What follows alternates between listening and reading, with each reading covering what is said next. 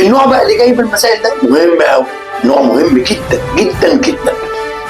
او جاي لك نمبر 14 قدامك على الشاشه، يقول لك 1 اوفر اكس ماينس واي بتساوي 3 اوفر 5 واي. نعمل ايه في الاسئله دي؟ هنعمل كروس مالتيبليكيشن على طول. اول ما نشوف يبقى 5 واي 5 في 1 بتساوي 3 في اكس ماينس واي. هتدخل 3 عن اكس والواي ديستريبيوتيف بروبرتي، تبقى 5 واي بتساوي 3 اكس ماينس 3 واي.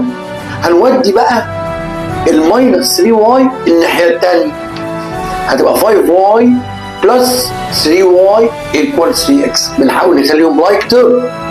طيب هتبقى 8 واي بتساوي 3 اكس. هنا بقى في نقطه خطيره جدا. 8 واي بتساوي 3 اكس، هو عايز ايه في السؤال؟ عايز اكس على واي. بص دايما تبص على الاجابه عايزه اكس على واي.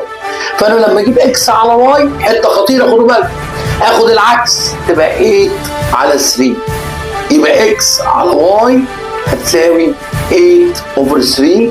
تبقى الاجابه في الحاله دي زي ما انتم شايفين، تبقى الاجابه هي الاختيار بي.